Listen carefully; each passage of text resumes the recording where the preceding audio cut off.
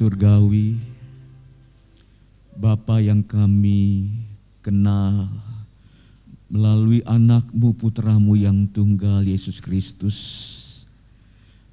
Dalam kesempatan hari Minggu, kami kembali boleh datang ke hadirat-Mu ya Bapa. Kami rindu terus mengalami pribadi-Mu yang penuh kasih dan setia, bahkan yang telah merancangkan terbaik dalam kehidupan kami.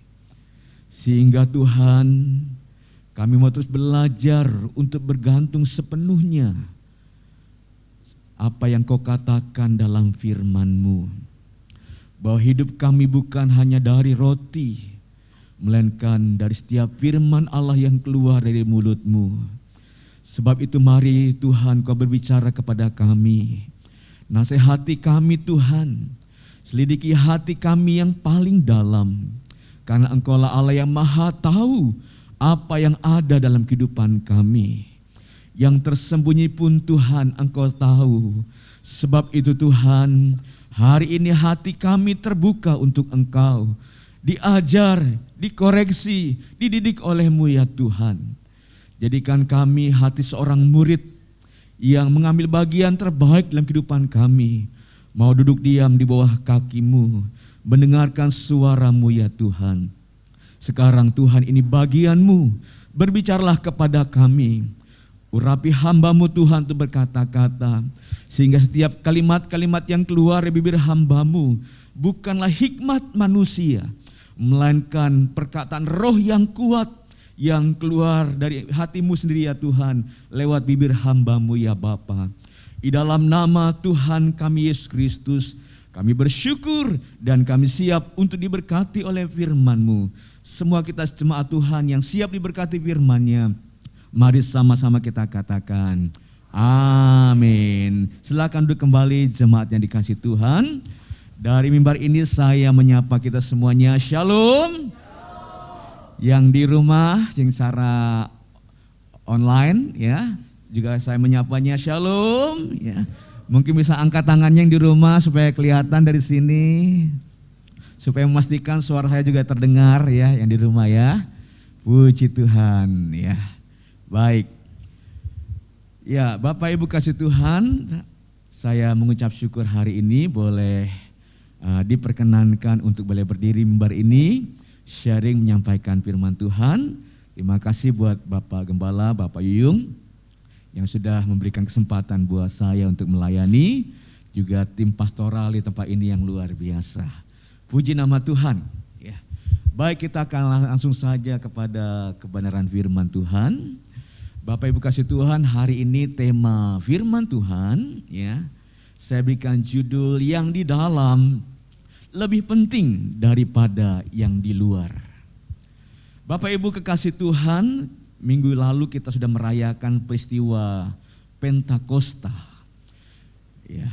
Nah, peristiwa Pentakosta itu sejatinya ya, bukan hanya kita rayakan setahun sekali. Pentakosta sejatinya harus kita alami setiap hari. Yang mau katakan amin. Ya. Jadi bukan hanya kita rayakan dalam momentum-momentum tertentu, doa 10 hari dan sebagainya. Setelah itu kita nggak merasa haus lagi sama Tuhan gitu ya. Nggak, Pentakosta harus kita alami setiap hari kasih Tuhan. Mengapa? Karena peristiwa Pentakosta itulah titik sejarah kekristenan kekasih Tuhan.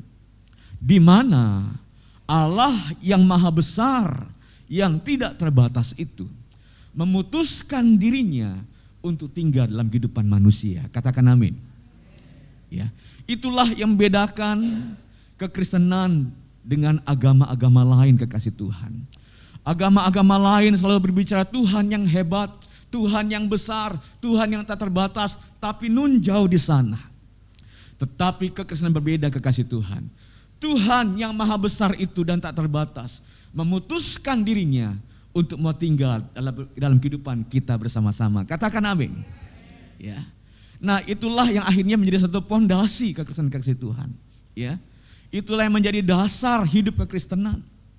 Yang akan membedakan cara hidup Kristen berbeda dengan agama-agama lain.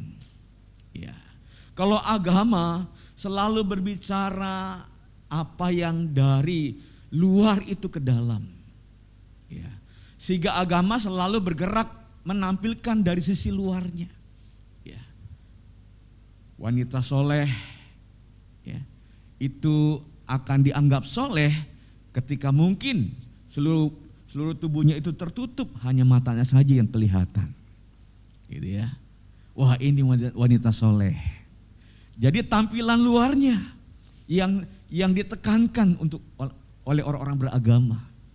Ya. Pria yang soleh itu adalah pria yang jidatnya hitam, jenggotnya panjang, gitu ya. Pakai kopiah, lalu celananya cingkrang, gitu saudara ya. Nah, ini dianggap pria yang soleh. Jadi mereka sedang membangun ya suatu peradaban di mana orang yang dianggap soleh itu kelihatan nampak di luarnya, itu agama. Nah, saya tidak ingin setiap kita terperangkap dengan pola agama, kekasih Tuhan. Sesungguhnya Kristen itu bukan hanya sedang beragama. Kristen itu adalah satu kehidupan, katakan amin. Di mana Allah yang hidup itu hadir dalam kehidupan manusia. Ya, dan itulah yang akan mengubah kita. Ya, sehingga Kristen kita akan menjadi Kristen yang amat berbeda dengan agama. Kristen itu selalu bergerak inside out. Dari dalam itu keluar, kasih Tuhan. Ya. Dari batin ini lalu keluar. Apa yang di batin ini kuat, maka dia pun akan mampu menghandle apapun yang datang dari luar. Ya. Ketika yang di dalam ini dibangun dengan kuat, kekasih Tuhan, maka segala sesuatu yang datang di sekitar kita, orang percaya akan dimampukan untuk mengatasinya. Ya. Kalau agama selalu menampilkan di luar, itu sebabnya Tuhan Yesus selalu menampik orang-orang beragama pada zamannya, yaitu orang-orang Farisi, imam-imam, tua-tua dan sebagainya, dengan kalimat, hai kamu keturunan ular beludak dan sebagainya. Ya, hai kamu orang yang munafik, kamu di luar kelihatannya baik, kelihatannya suci, gitu ya. Padahal hatimu penuh dengan kebusukan, gitu ya. Nah, Tuhan Yesus selalu begitu. Ya. Tuhan itu tidak mau supaya gerejanya terperangkap dengan pola agama. Ya. Dan hari ini juga kekasih Tuhan, Tuhan pun tidak ingin setiap kita terperangkap dengan pola agama. Amin. Yang hanya sekedar kelihatannya rajin di gereja. Kelihatannya hari Minggu ada di gereja dengan kata-kata yang surgawi gitu. Shalom, Tuhan dahsyat, luar biasa, puji Tuhan. Ini kan kata-kata surgawi semua ya. Tapi untuk membuktikan bahwa Kristen kita murni atau tidak, kuat atau tidak, tangguh atau tidak, itu harus teruji, kekasih Tuhan. Itu sebabnya perlu kekristenan itu dibangun dengan dasar yang kuat. Ya.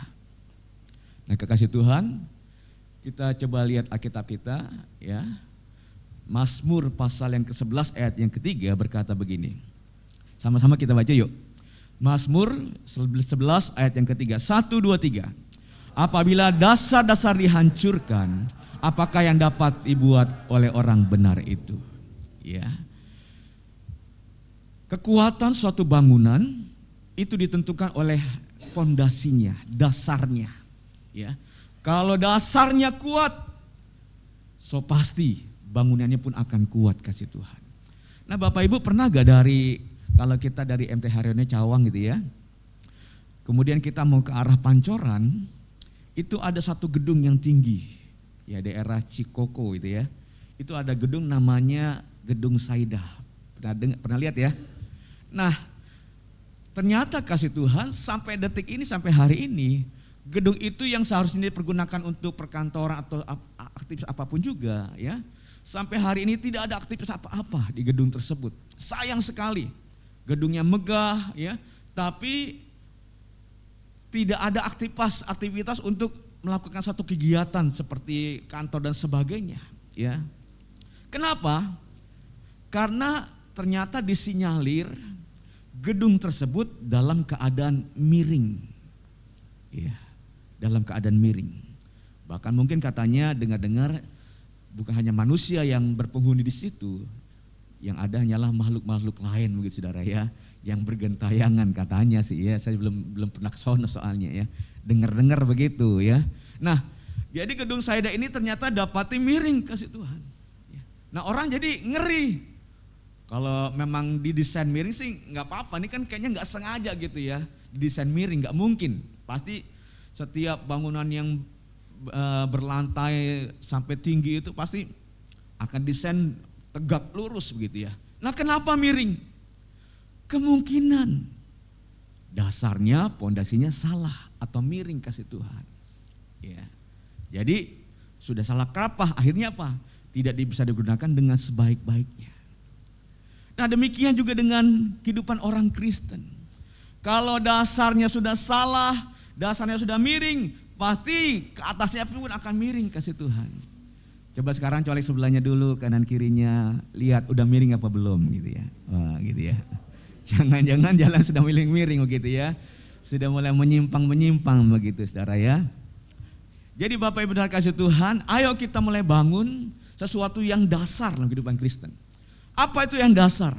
Yang dasar adalah bagaimana kita harus yakini bahwa Tuhan yang maha besar itu kasih Tuhan, itu berkenan tinggal dalam kehidupan orang percaya. Yang percaya katakan amin. Ini dasar kehidupan kita yang hakiki, yang esensi kasih Tuhan. Yang akan membedakan cara hidup Kristen kita beda dengan agama. Ya. Tuhan tidak mau hidup kita dalam kemunafikan. Kelihatannya hari Minggu, wah luar biasa di gereja, ya. Tapi semua itu hanyalah topeng kekasih Tuhan. Semua itu hanya kemunafikan. Karena apa? Kita nggak ngerti dasarnya. Ya.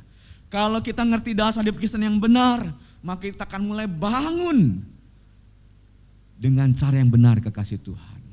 Ya. Nah, dasar yang benar itu adalah kita harus percaya Tuhan yang tak terbatas itu, Tuhan yang penuh kuasa itu kasih Tuhan, Dia memutuskan untuk tinggal dalam kehidupan setiap orang percaya. Ya. Itu sebabnya kekristenan akan menjadi satu hebat dan berkuasa. Ya. Kita akan mengalami suatu kehidupan terus berpengalaman dengan Tuhan dari sehari ke sehari. Amin. Ya. Oke, mari kita lihat Alkitab kita sama-sama. 2 Korintus pasal yang ke-4. Ini saya hanya tulis hanya 2 ayat saja, tapi saya rindu kita baca sampai ayat 11 ya. Jadi kita mohon dibantu multimedia ya. 2 Korintus pasal 4, kita mulai baca ayat yang ke-6.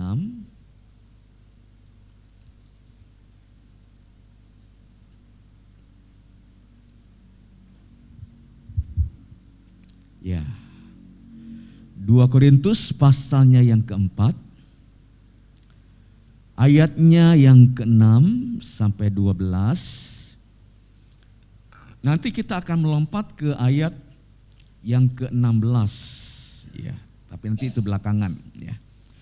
2 Korintus pasalnya yang ke-4, ayat yang ke-6 sampai dengan ayat yang ke-12.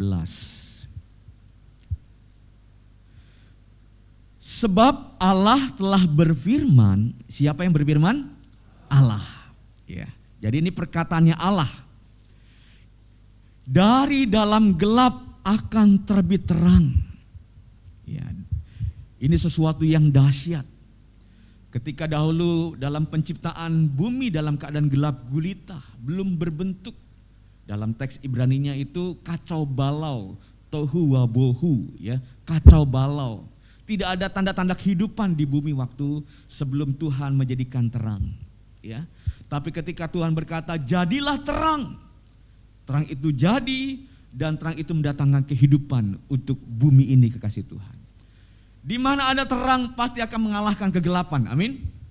Ya. Nah, Allah berfirman, dari dalam gelap akan terbit terang. Apa itu terang? Ia juga akan membuat terangnya bercahaya. Terangnya siapa? Terangnya Allah. Ia akan membuat terangnya Allah itu bercahaya di dalam hati kita. Yang dulunya kita tidak mengerti, tidak paham apa tujuan hidup kita. Kita tidak mengerti dalam kebodohan-kebodohan kita. Tapi karena terang Allah itu tinggal dalam kehidupan kita, ya, maka ada sesuatu yang dahsyat dalam kehidupan kita, kasih Tuhan. Apa itu?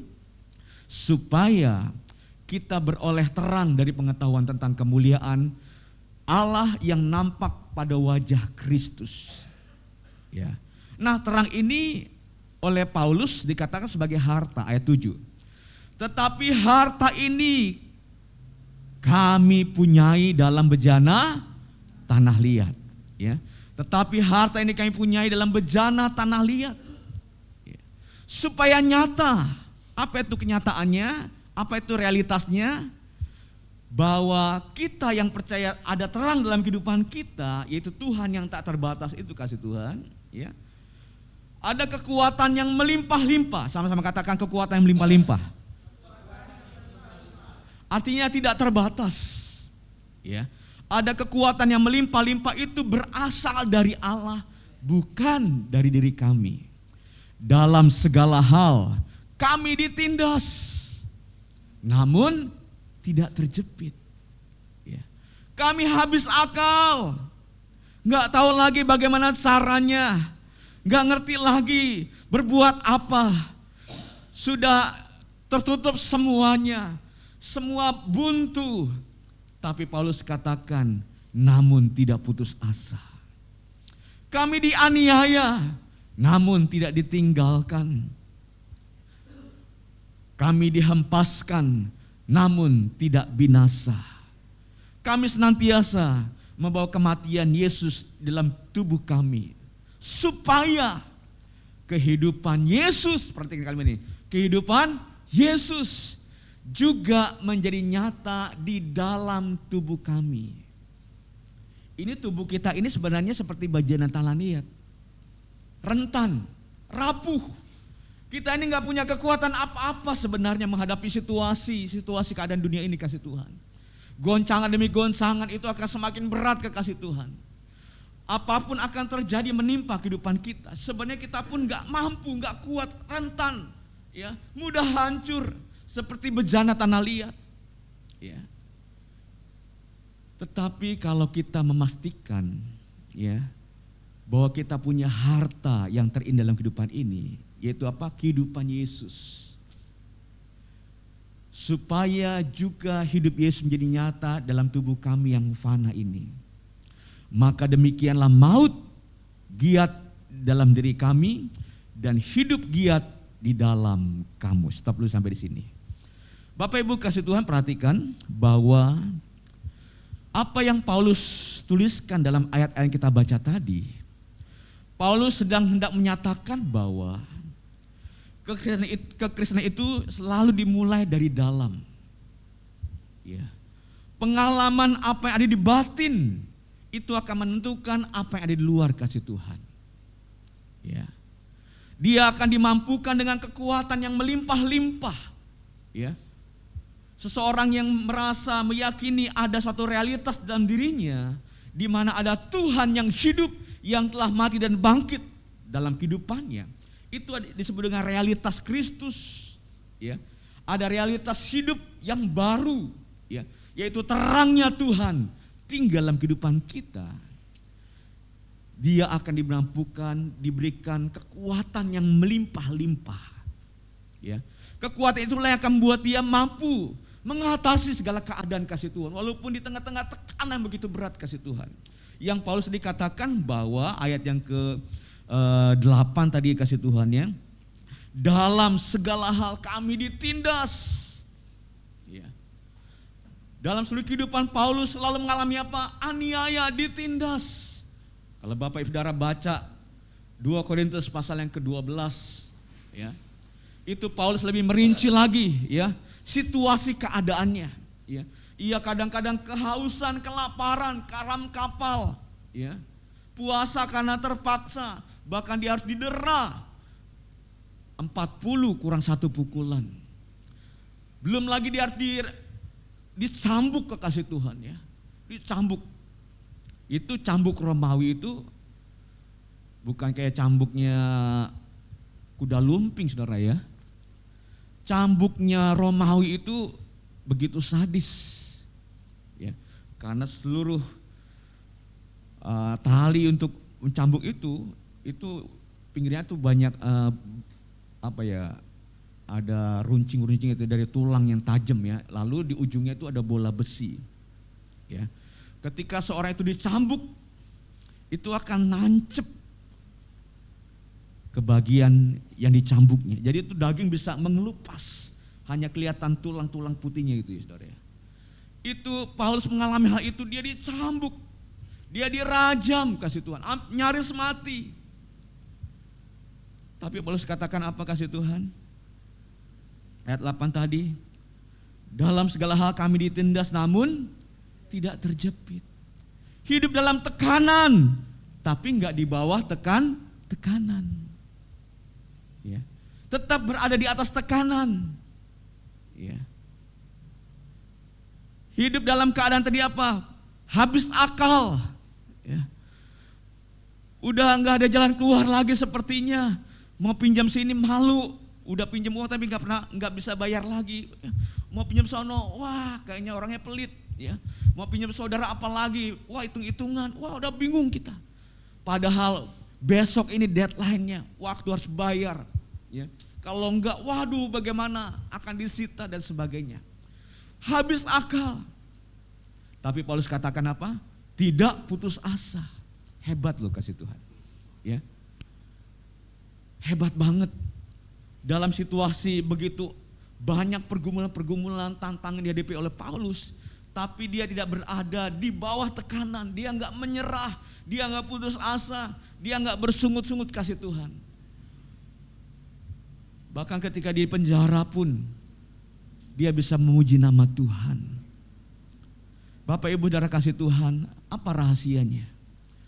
Kenapa kok Paulus bisa menang dalam segala situasi yang ada kekasih Tuhan? Ya, karena tadi dia bangun dasar yang kuat. Dia selalu memfokuskan dirinya kepada perkara-perkara yang di dalam. Ya. Bukan hanya sekedar Kristen-Kristenan, saudara ya. Kalau Kristen-Kristenan kan hanya ya sekedar ke gereja 2 jam, itu pun kadang-kadang nggak fokus gitu ya. Itu pun kadang-kadang nggak nyantol ya. Selebihnya waktu kita habiskan buat kesibukan dunia ini, ya. Kita nggak pernah bangun apa yang di dalam kekasih Tuhan. Kita nggak fokus apa yang di dalam. Kita hanya bermain di area agama yang sedang melakukan ritual-ritual keagamaan, ya. Ya kalau ibadah karismatik seperti kita lakukan tadi, nyanyi cepat 3 kali, nyanyi lambat 2 kali begitu ya. Pulang gereja lalu kita merasa sudah rohani begitu. Enggak. Kita harus bangun, amin. Bangun manusia batiniah kita. Karena itu yang paling dasar kekasih Tuhan. Itu yang paling esensi. Di luar itu hidup kita pasti akan disapu habis oleh keadaan dunia ini. Ya. Pergumulan, persoalan yang akan datang mungkin akan lebih berat dari COVID yang kemarin kekasih Tuhan. Ya. Mungkin akan lebih berat. Ya. Ibu Pratana tadi kesaksian ya. Tiba-tiba ibu yang dicintai harus dipanggil Tuhan. Bapak siapa? Pak Pikalis ya. Waktu dengar istri dipanggil Tuhan ya Pak ya. Benar ya? Kita pasti akan mengalami ujian demi ujian kekasih Tuhan. Cuma masalahnya kita kuat atau enggak. Ya. Kita masalahnya siap atau tidak. Itulah ya, kita perlu yang namanya bangun dasar yang teguh. Ya. Pasti nanti akan ada hujan badai menerpa kehidupan kita kasih Tuhan. Cepat atau lambat. Ya. Dalam kehidupan ini pasti kita akan menemukan tantangan demi tantangan. Ya. Tapi bisakah kita berkata seperti Paulus, ketika kita habis akal, kita enggak gantung diri, enggak minum baygon rasa jeruk, bye and gone gitu ya. Kita enggak putus asa.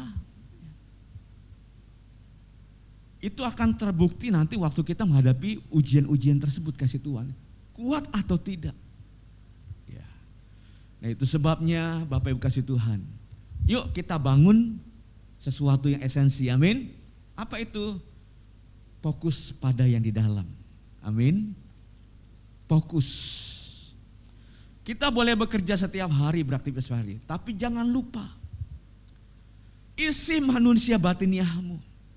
Beri kekuatan asupan-asupan rohani buat batiniahmu kasih Tuhan. Paling tidak minimal satu hari itu 30 menit lah kita berdoa sama Tuhan. Ya, ini minimal banget. Ya. Ditambah kita harus baca firman Tuhan. Setiap hari kita fokus di sini. Karena apa? Namanya masa itu tamu yang gak pernah diundang sama kita. Gak ada kita mengharapkan ada masalah, gak ada. Tapi kasih Tuhan, masalahnya adalah kita kuat atau tidak. Nah, jangan akhirnya kita hanya kelihatannya kuat beragama gitu ya. Kelihatannya kita tangguh di sini nyanyinya, ku mau selalu bersyukur gitu ya. Tapi dalam keadaan situasi kita justru gampang bersungut-sungut. Kita gampang nyalain orang, kita gampang kepahitan, kita gampang balas dendam gitu ya. Ketika ada situasi yang buat kita nggak enak, kita gampang kecewa. Ya. Dan itu akan teruji kekasih Tuhan. Itu sebabnya kita akan lihat ayat yang ke-16. 2 Korintus pasal yang ke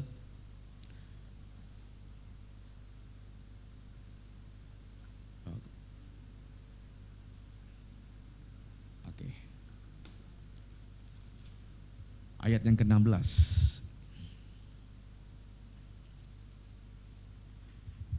Ada 2 poin di sini yang ingin saya bagikan bagi kita kekasih Tuhan, ya. Dalam ayat yang kita baca 2 Korintus pasal 4 ayat 16 sampai 18.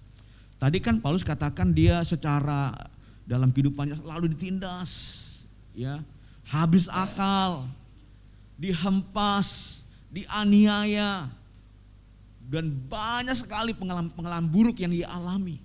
Tapi dia berkata lagi dalam ayat 16 ya. Sebab itu kami tidak tawar hati. Wah. Dia tidak tawar hati. Tetapi meskipun manusia lahiriah kami semakin merosot, ya, secara jasmani tidak seperti rekan-rekan yang lain, tidak seperti tangga-tangga yang lain yang punya fasilitas, yang punya kebanggaan-kebanggaan secara jasmani. Tapi Paulus katakan secara lahiriah semakin merosot, nggak punya kebanggaan dalam hidup ini. Buat Paulus no problem. Ya. Sekalipun mungkin kita dipandang orang rendah karena apa? Rumah kita ngontrak, ya, nggak punya kendaraan. Kita mungkin gak seperti teman-teman yang kelihatannya punya keluarga bahagia begitu ya.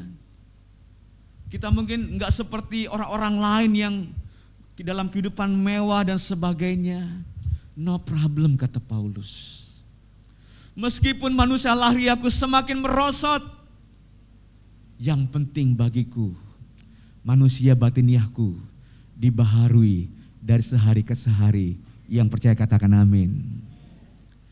Jadi kalau Bapak Ibu Saudara hari ini Tuhan masih izinkan kita rumah ngontrak, nyanyi saja. Ku mau selalu bersyukur, selalu bersyukur. Kau Tuhan yang setia, yang selalu menopang. Ku mau selalu bersyukur, selalu bersyukur. Kau Bapakku yang setia. Amin. Ya. Jangan kita akhirnya rendah diri. Jangan kita jadi orang yang akhirnya minder, pesimis, ya. Menjadi orang yang tawar hati kata Paulus. Itu apa kata tawar hati? Coba bisa kembali lagi ya. Oke. Sorry. Oke ya. Nah, Ada berapa definisi tentang tawar hati. Ya. Tawar hati itu artinya tidak memiliki semangat sama sekali. Ya. Gara-gara peristiwa yang Tuhan inginkan terjadi dalam kehidupan kita, ya, kita nggak ada gairah lagi buat doa. Udah apa ya? Udah nggak semangat lah pokoknya ngapa-ngapain. Nggak berapi-api lagi, nggak menyala lagi. Baca firman pun hanya sekedar udah nggak ada apinya, nggak ada kehidupannya. Apalagi melakukan aktivitas yang lain, kayaknya udah nggak punya tujuan kasih Tuhan. Udah nggak punya keinginan lagi untuk ngapa-ngapain. Dia hanya berkata udah nggak bisa, ya, udah nggak mampu lagi. Dia tidak punya keberanian untuk bertindak, ya. Nggak bisa move on lagi kasih Tuhan. Merasa kecewa menghadapi situasi yang berat ini, ya. Kecewa berat.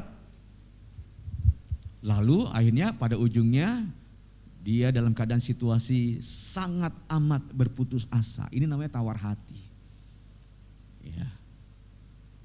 Bapak Ibu saudara kasih Tuhan, apapun situasi yang Tuhan izinkan kita mengalaminya, ya, mari kita belajar seperti Paulus, ya. Sebab itu kami tidak tawar hati. Tetap ada semangat hidup, tetap ada suatu gairah, bahkan semakin menyala-nyala, ya. Semakin berkobar-kobar kekasih Tuhan. Tantangan yang ia hadapi bukan membuat dia semakin melempem, tapi buat dia semakin menyala-nyala. Ayo, kapan lagi kita bikin WBI, ya, yang lebih hidup lagi? Ayo anak-anak muda, kapan kita mulai lagi bergerak, ya, jangkau anak-anak muda? Ada semangat, ya. Ada satu gairah. Jangan hanya kita bermain di area agama yang kelihatannya wow, tapi ketika ada tantangan melempem. Situ, ya. Ayo, jangan tawar hati.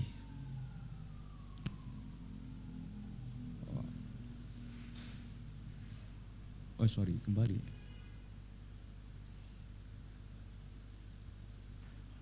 Ke ayat 17 maksud saya. Ayat 17 ya, 2 Korintus pasal 4.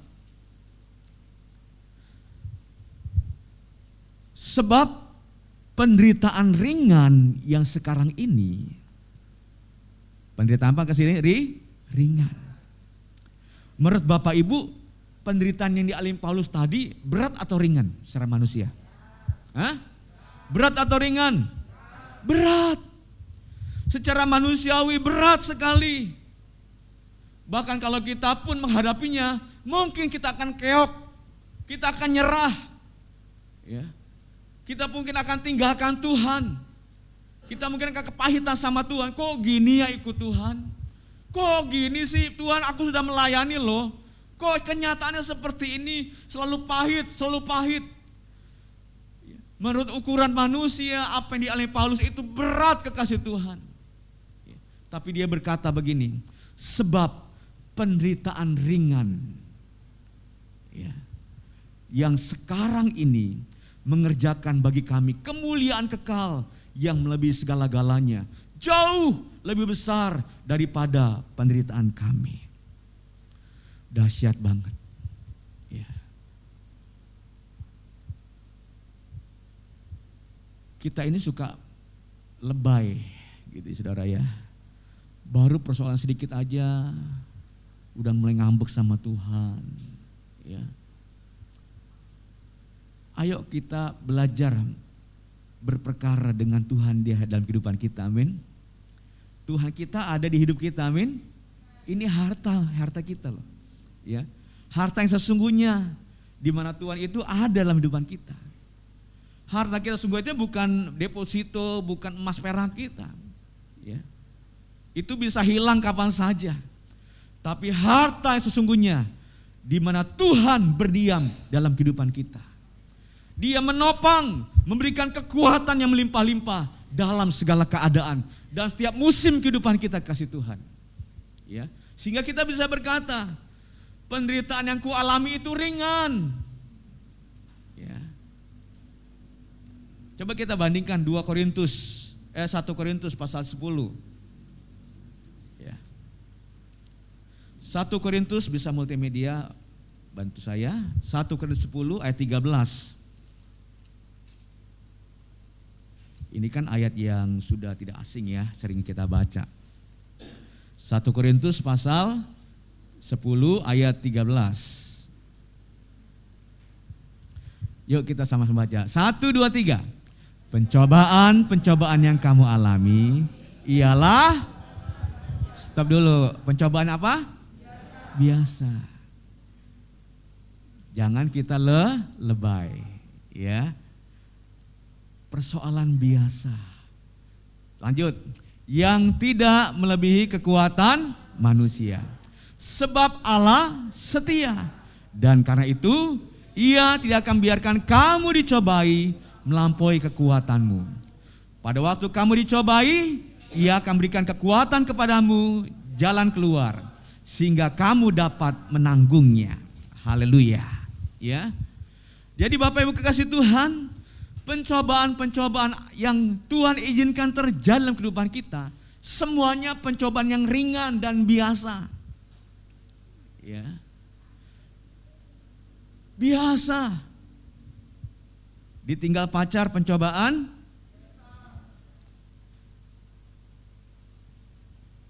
Toko sepi pencobaan. Bangkrut. Wah.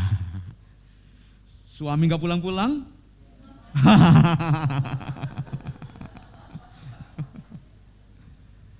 Diputus pacar.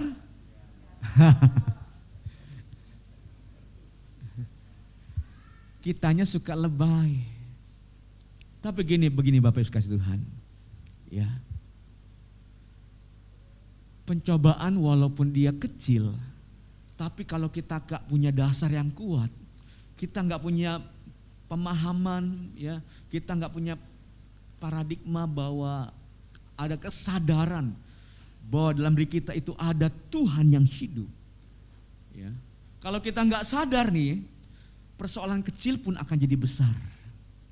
Amin. Tapi kalau kita sadar dalam diriku sebagai bejana tanah liat yang rapuh, ada Tuhan yang tak terbatas, semua persoalan akan menjadi ringan. Semua persoalan akan menjadi biasa. Karena aku percaya bersama Yesus aku cakap melakukan perkara-perkara besar. Yang percaya katakan amin. Bapak Ibu kasih Tuhan, ayat 13 ini itu kan enggak mungkin berdiri sendiri gitu. Pernyataan Paulus ini kan enggak mungkin berdiri sendiri ya. Pasti ada ayat-ayat berikutnya atau ayat sebelumnya yang memberitahukannya. Kenapa ada ayat 13? Kenapa ada ayat 13? Karena ada ayat 1 sampai 12 gitu Saudara ya. Nah, ayat 1 sampai 12 itu Paulus sedang berbicara tentang bangsa Israel sebagai umat pilihan Allah ketika mereka keluar dari Mesir, dibebaskan oleh Tuhan, ya. Lalu mereka yang disebut sebagai perayaan Paskah, Saudara ya. Lalu mereka masuk diizinkan Tuhan, ya, untuk menempuh perjalanan yang berliku-liku memasuki tanah perjanjian. Tuhan sengaja bawa mereka ke padang gurun.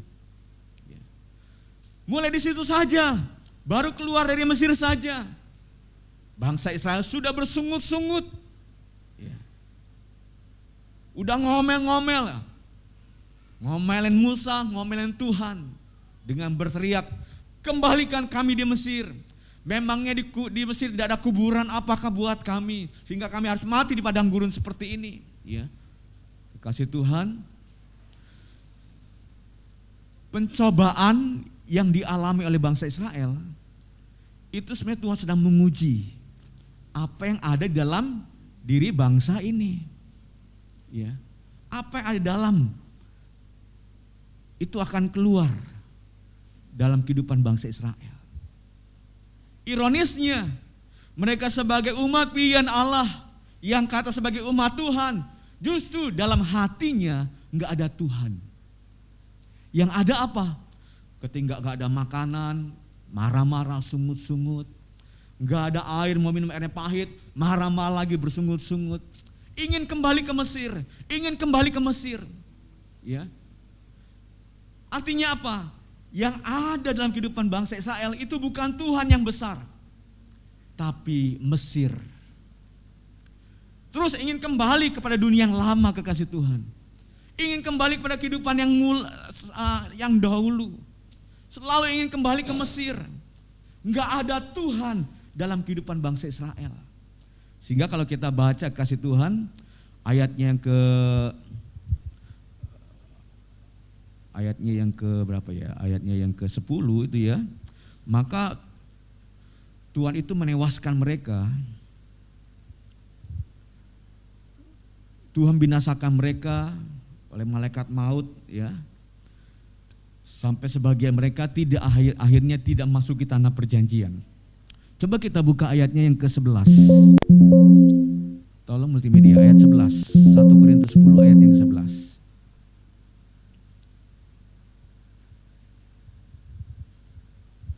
Oke.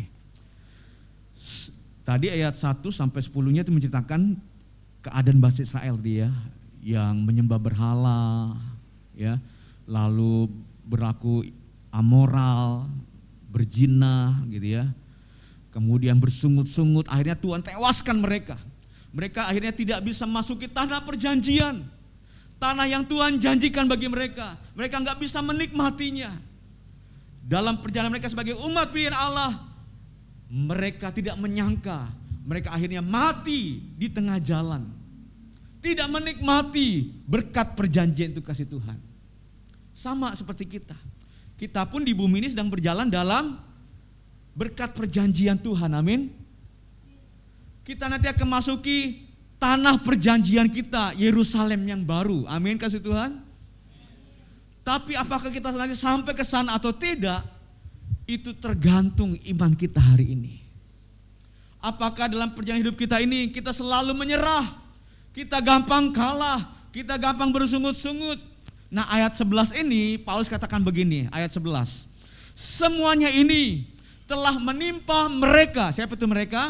Bangsa Israel. Telah menimpa mereka sebagai contoh. Dan dituliskan untuk menjadi peringatan bagi kita yang hidup pada waktu di mana zaman akhir telah tiba. Bapak Ibu kasih Tuhan, saya percaya bahwa kita sedang hidup di penghujungnya akhir zaman. Sebab itu tantangan akan semakin kuat. Badai akan semakin kuat menerpa kehidupan kita, kekasih Tuhan. Entah apa yang akan terjadi. Ya. Bangsa Israel menjadi contoh. Kalau mereka saja sebagai umat Tuhan bisa gagal. Apalagi kita sebagai ranting-ranting yang dicangkokkan. Kalau Bapak Ibu Saudara enggak bangun pondasi yang kuat, kita akan hanyut tersapu oleh gelombang persoalan. Kita akan gampang tinggalkan Tuhan, menyerah. Dan akhirnya kita tidak memasuki tanah perjanjian kita, Yerusalem yang baru. Ya.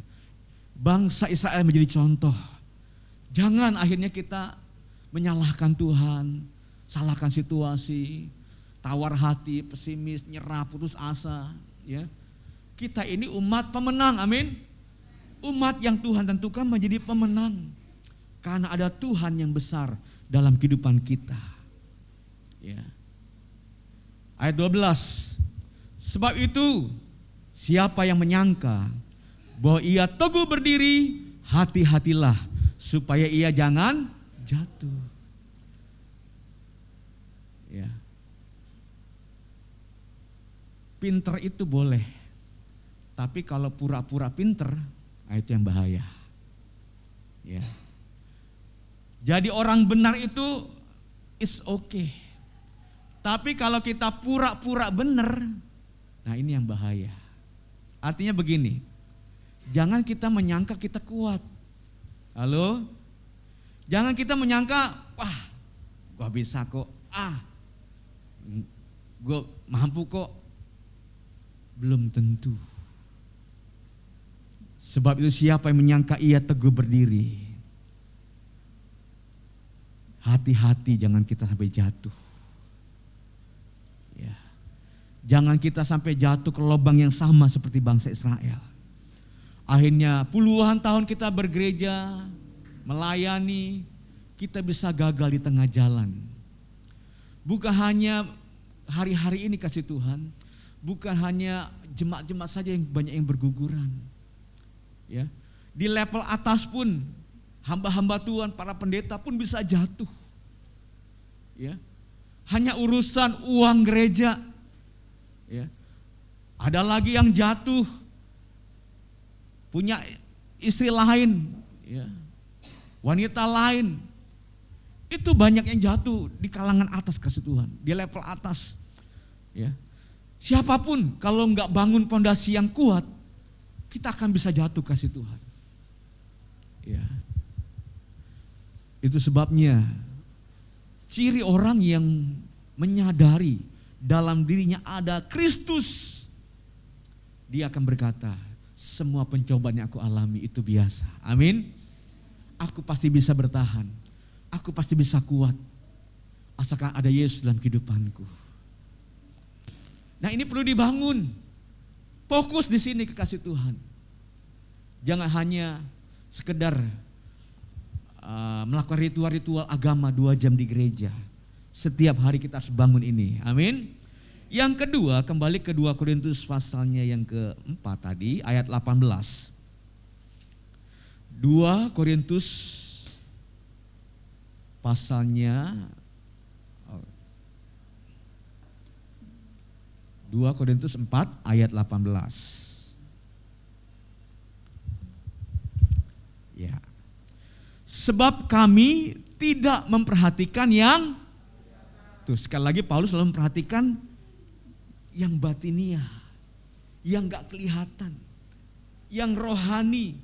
Itu menjadi fokusnya Paulus. Dia berjuang di sini. Dia pokoknya harga mati di sini. Ya, nggak apa-apa aku nggak punya apa-apa. Nggak apa-apa aku nggak punya keluarga. Nggak apa-apa aku nggak punya mobil. Nggak apa-apa aku nggak punya kendaraan. Nggak apa-apa aku nggak punya rumah pribadi. Yang penting aku mulai bangun manusia batiniahku. Wow. Ya. Sebab kami tidak memperhatikan yang kelihatan, melainkan yang tak kelihatan. Karena yang kelihatan itu adalah hanya sementara doang. Ya, kita hanya nikmati hanya 70 tahun, 70-80 tahun doang. Ya. Pak sekali sudah umur berapa, Pak? Hah? Wah, 83, luar biasa. Bonusnya sudah banyak ya, Pak ya. Ya. Menurut Pak Ali, waktu ini cepat atau apa lama, Pak? Waktu ini cepat atau lama? Cepat ya, nggak terasa ya. Perasaan baru kemarin jadi remaja gitu ya. Kok udah 83 aja? Nggak terasa. Kok tiba-tiba udah kepala 4, kepala 5, aduh nggak terasa waktu ini kasih Tuhan. Ya. Nah, orang yang menyadari bahwa ada Kristus tinggal dalam kehidupannya, maka cara pandang itu akan beda. Dia punya perspektif yang berbeda memandang kehidupan ini kekasih Tuhan. Dia selalu memperhatikan yang tidak kelihatan. Perspektifnya perspektif kekekalan. Ya. Jadi menghadapi sesuatu dengan cara pandang kekekalan. Ya. Apapun yang terjadi, bahkan dalam setiap kegiatan hidupnya, itu cara pandang kekekalan kasih Tuhan. Ya. Ketika dia kerja di kantor, ketika dia bisnis, itu bukan seolah-olah dia cari untung, bukan hanya sekedar dia kepengen dapat uang banyak lalu bisa jalan-jalan ke luar negeri, ya. Tetapi ketika dia melakukan segala kegiatannya, dia selalu berpandangan, dia punya cara pandang yang berbeda. Kalau aku punya uang, ya, itu dengan cara berpikir seperti pikirannya Tuhan, seperti perasaannya Tuhan, ya, yang gak pegang semuanya untuk dirinya sendiri. Tapi apa? Kalau orang yang punya perspektif kekekalan, maka dia rindu hidupnya akan jadi berkat bagi banyak orang. Ya. Dia nggak genggam harta bendanya, bahkan dia tidak akan menjadikan emas itu Tuhan buat dia. Dia tidak akan pernah menjadikan uang itu segala-galanya buat dia. Tidak akan jadikan mobil, wah itunya jadi Tuhan buat dia. Enggak. Dia punya perspektif kekekalan kasih Tuhan. Bapak Ibu pernah dengar cerita tentang Sakeus? Ya. Yang mati dikuburkan pada hari keempat. Oh itu Lazarus kasih Tuhan ya. Itu Lazarus. Saya hanya ngetes saja gitu ya. Jangan kok begitu ya. Nah, Sakeus ini kan dikenal sebagai seorang pemimpin. Tapi bukan pemimpin agama, pemimpin tukang palak orang gitu ya. Pemungut cukai. Ini pekerjaan dianggap berdosa karena apa? Karena ini pekerjaan menolong, membantu bekerja sama dengan penjajah Romawi yang pada waktu itu sedang menjajah bangsa Israel. Ya. Ini pentolannya pemungut cukai. Ya. Kecil-kecil begitu, wah jadi pemimpin saudara ya. Nah sebagai seorang pemimpin pemungut cukai tentunya Sakeus punya fasilitas segala-galanya. Apa yang dia nggak punya? Uang, udah melimpah-limpah dari hasil rampasan banyak orang. Ya, wah, dia hidup dalam kenyamanan secara jasmani kasih Tuhan. Tapi ada yang kosong dalam hatinya. Sehingga suatu kali ketika ada rombongan Yesus datang ke kotanya, dia berkata berbisik, seperti apakah Yesus itu? Aku ingin melihatnya. Aku ingin berjumpa dengan dia. Yang kata orang-orang yang seperti ini, aku rindu melihat dia. Ada kekosongan di jiwa seorang Sakeus, ingin melihat siapa Yesus. Itu sebabnya dia abaikan dirinya sebagai orang kaya. Dia mulai panjat itu pohon ara dengan sekuat tenaga walaupun badannya cebol ya. Dia panjat, melorot, dia panjat lagi, melorot lagi. Wah, sampai dia akhirnya bisa manjat pohon. Dan kebetulan Yesus pas lewat. Apa yang terjadi waktu Yesus lewat? Ada suara yang menggetarkan Sakeus. Suara itu berkata, Sakeus, turunlah. Aku akan menumpang di rumahmu. Ini perkataan yang menggetarkan seorang Sakeus. Mengapa? Karena mayoritas orang Yahudi tidak akan pernah berkata demikian kepada seorang Sakeus. Bahkan jangankan salaman, natap mukanya aja gak mau. Saking bencinya sama Sakeus. Ya, secara jasmani Sakeus banyak uang, dia punya segala-galanya. Tapi ada yang kosong. Tapi ketika ada seorang bernama Yesus berkata, Sakeus, turunlah, aku akan menumpang di rumahmu. Apa yang terjadi? Tiba-tiba Yesus menumpang di rumah Sakeus. Ada satu statement dari Sakeus yang luar biasa kasih Tuhan. Sakeus bilang begini, Tuhan, setengah dari hartaku akan kuberikan pada orang miskin. Hebat gak? Berarti hartanya tinggal berapa? Tinggal setengah, 50%. Kemudian gak berhenti sampai situ, dia bilang begini, Tuhan, kalau ada orang-orang yang pernah aku peras, aku kembalikan 4 kali lipat. Kalau dia pernah peras orang 100.000, dia kembalikan 400.000. Kalau ada orang diperas 1 juta, dia akan kembalikan 4 juta. Bapak Ibu mau diperas gak sama Sakeus? Wah, mau ya, karena dikembalikan 4 kali lipat ya saudara ya. Ya. Nah kira-kira nih, menurut pandangan kita Sakeus bisa bangkrut gak? Bisa, kemungkinan. Karena setengahnya udah dikasih orang miskin. Lalu setengahnya lagi, ketika adanya orang-orang diperas, itu kan hampir seluruh, banyak itu diperas sama Sakeus. Dikembalikan 4 kali lipat saudara. Sekarang begini, cara pandang Sakeus sudah berbeda. Tuhan, sekalipun hari ini aku gak punya apa-apa, aku gak punya uang, yang penting sekarang Tuhan aku bisa jadi berkat bagi banyak orang. Aku bisa membahagiakan banyak orang. Itu kebahagiaanku Tuhan. Ini perspektif kekekalan kasih Tuhan. Amin. Ya. Kalau perspektif kita duniawi, wah kita seperti anak kecil yang punya balon sambil nyanyi. Mamanya dari pasar beliin dia balon sambil nyanyi. Balonku ada 5, rupa-rupa warnanya, hijau, kuning, kelabu, merah muda dan biru. Teman-teman, aku punya balon, bagus dong. Bagi dong satu kata temannya. Enak aja nih punya aku, tahu. Mamaku yang beliin. Pelit lu. Enak aja minta-minta. Tiba-tiba ada temannya cowok iseng.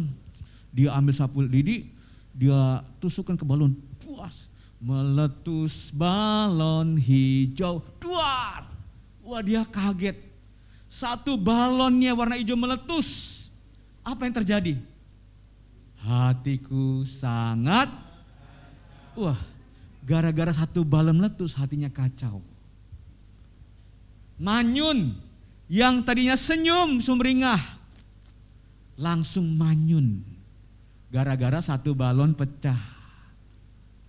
Bagaimana kalau diri kita kasih Tuhan? Motor kita kehilangan, mulai manyun. Ya. Tadi toko mulai sepi, mulai manyun. Ya. Ketika sesuatu yang kita cintai, kita miliki itu hilang, wah, kita bisa kehilangan damai sejahtera. Kita bisa kolaps, kita bisa nggak bisa ngapa-ngapain, seperti nggak bisa semangat lagi. Ya. Akhirnya karena cinta anak ini sama balon, dia bilang begitu terakhir. Balonku tinggal 4. Diapain? Ku pegang erat-erat. Dia sangat cinta sama balonnya. Dia pertahankan 4 balonnya supaya nggak meletus. Dia pegang erat-erat. Nah, ini cara pandang duniawi. Kita harus belajar. Walaupun balonku hilang 1, aku akan berkata, ku mau selalu bersyukur. Amin. Nyanyi lagi. Nyanyi lagi yang lebih kompak ya. Ku mau selalu bersyukur, selalu bersyukur. Kau Tuhan yang setia, yang selalu menopang. Ku mau selalu bersyukur, selalu bersyukur. Kau Bapakku yang setia. Amin, kasih Tuhan. Jangan kita pegang erat-erat harta yang kita miliki. Jangan kita terlalu erat-erat mencintai orang yang kita miliki. Suatu saat mereka akan hilang dalam kehidupan kita. Suatu saat benda yang kau pegang erat itu akan hilang dalam kehidupan kita. Ayo punya perspektif kekekalan. Apapun yang kita miliki, semua datangnya daripada Tuhan. Amin. Semua miliknya Tuhan. Semua kepunyaan Tuhan. Bagianku adalah aku mau menabur, membahagiakan banyak orang lain. Aku ingin jadi berkat bagi banyak orang. Orang seperti inilah yang menyadari ada Tuhan yang penuh kasih dalam kehidupannya. Amin. Tuhan memberkati. God bless you. Amin buat firman Tuhan. Pemain musik bisa maju ke depan.